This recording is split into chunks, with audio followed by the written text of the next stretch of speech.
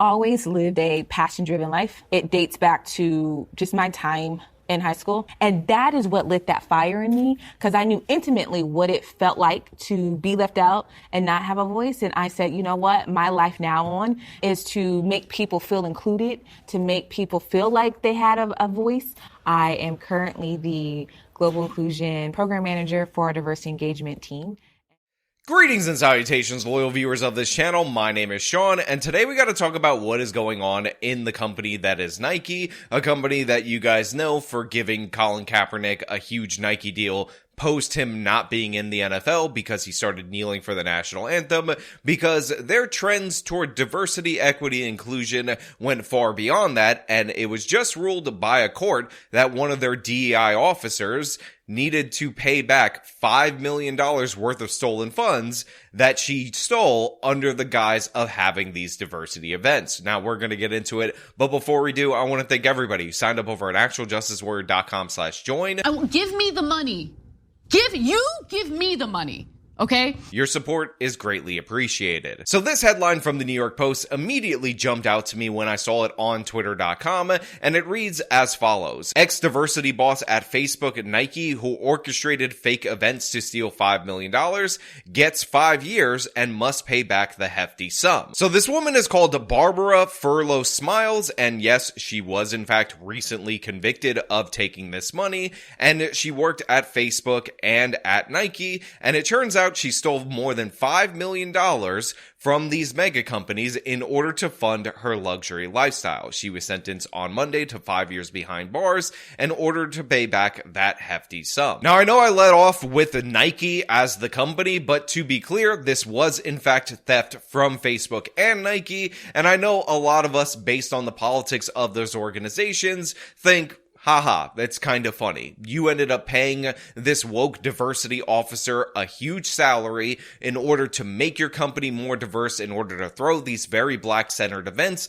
and she ended up turning around on you and stealing your money, pocketing it, in order to live a luxury and lavish lifestyle. And now, of course, she's been convicted of this. She's been sentenced to 5 years for this, and she'll have to pay back these companies to the tune of the $5 million. Now, I'm not exactly sure how she's going to be able to afford to do that, but I'm assuming another company will hire her as a diversity czar. She'll be able to steal from them in order to pay back Nike and Facebook, but we'll see. It's yet to be determined, but let's talk a little bit about her scheme and how she ended up pocketing so much money, again, under the guise of being the diversity officer, under the guise of making sure that Facebook and Nike were even woker than we already know them to be. And I literally am hired to make sure people have a sense of belonging here. It's so fun because in this space, in this work, it's all about just behavior change. And that takes some time. But when you see people's behavior change because of something that they didn't know, that they now know, that transformed their life, that's the only thing that I need at night. Furlow Smiles shamelessly violated her position of trust as a DEI executive at Facebook to steal millions from the company, utilizing a scheme involving fraudulent vendors, fake invoices, and cash kickbacks, attorney Ryan K. Buchanan said in a statement. Quote, after being terminated from Facebook, she brazenly continued the fraud as a DEI leader at Nike, where she stole another six-figure sum from their diversity program. Furlow Smiles pleaded guilty in December to the wire fraud scheme, which saw her take more than $4.9 million from Facebook before bilking a six-figure amount from Nike, quote, to fund a luxury lifestyle in California, Georgia, and Oregon, the DOJ said. The social media company claimed her crimes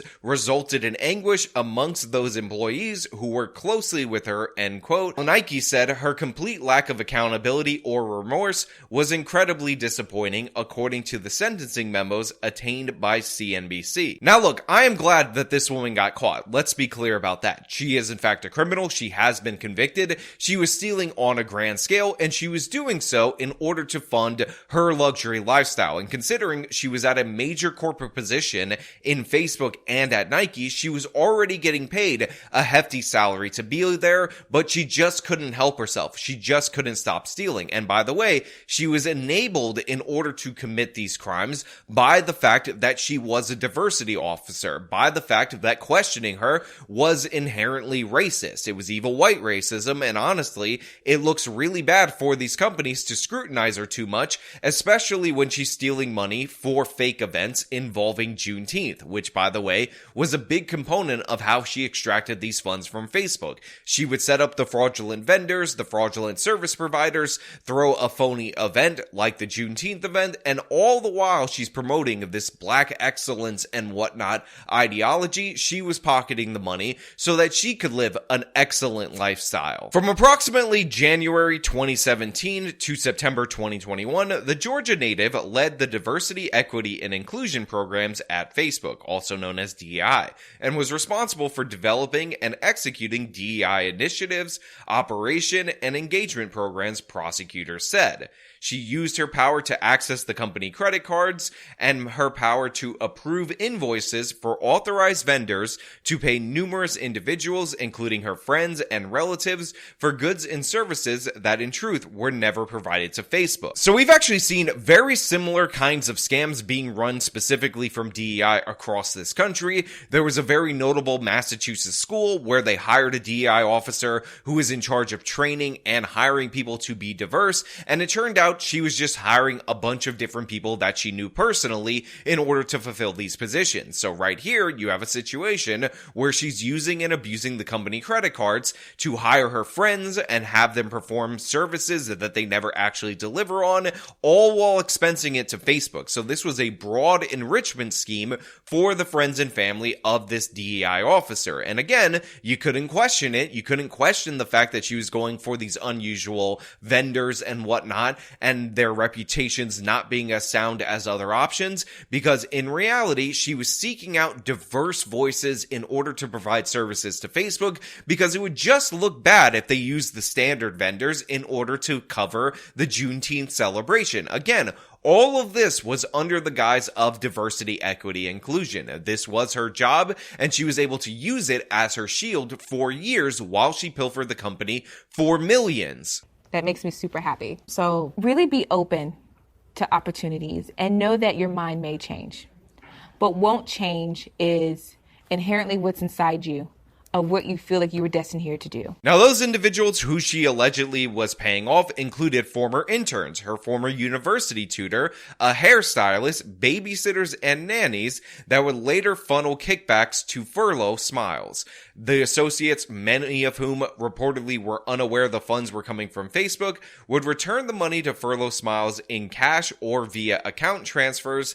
The feds noted that the cash was sometimes delivered to Furlough wrapped in t-shirts or other items. Now look, I gotta be perfectly 100% honest. Now the DOJ says that they did an exhaustive investigation and they found the people that were definitely working in concert with her, but they're also saying that a number of these individuals weren't actually involved or didn't actually know that this was a scam being run through Facebook. That being said, when you're doing piles of cash that you're giving to this woman wrapped in t-shirts, I would think that that would raise some alarm bells. When she's saying, hey, I'm going to charge this credit card to you, that money's going to come into your account, make sure you take it out and give it back to me, that's a little bit suspicious. That's a little bit weird. And I find it funny that, of course, she was using this to pay for her hairstylist, she was using this to pay for her babysitters, because like many people who run these scams who end up operating at a high salary in their original position, they never want to expense any of their actual money that they're supposed to be earning for these things,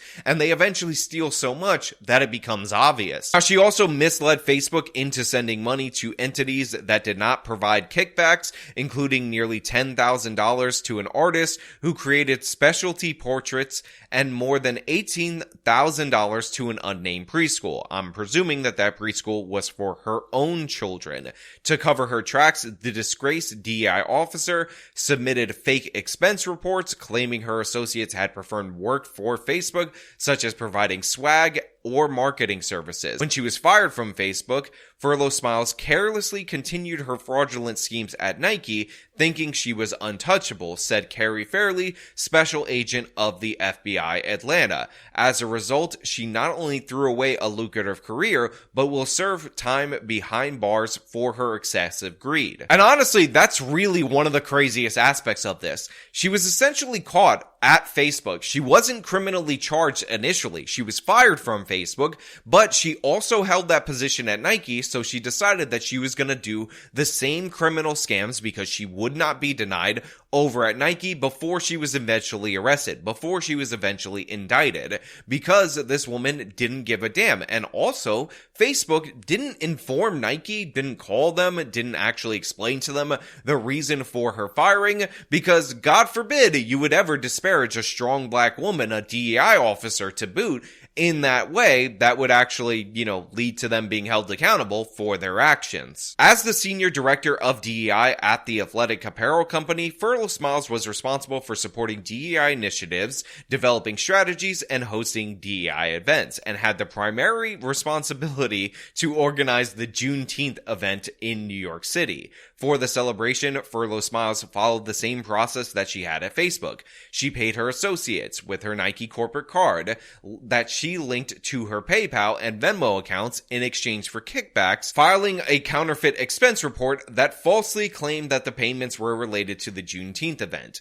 In total, Furlow Smiles bilked more than $4.9 million from Facebook and over $120,000 from Nike, all of which the judge ordered her to pay back to the companies. She was sentenced to 5 years and 3 months in prison, followed by 3 years of supervised release, and neither Facebook nor Nike responded to requests for comment. Look, I think there is an overall lesson in this particular story, and it's something that these corporations are going to have to examine post the Black Lives Matter riots of 2020, when they all added a bunch of these completely unnecessary DEI positions to their corporate offices in order to not seem racist. And that is, the perception of sanctity often is a cover for criminality. And the fact of the matter is, DEI, all these woke initiatives are religious initiatives. They're considered sacred to these companies. They're something that they use for their marketing. And under the guise of that, what we often see happening is that people will use that as a shield in order to create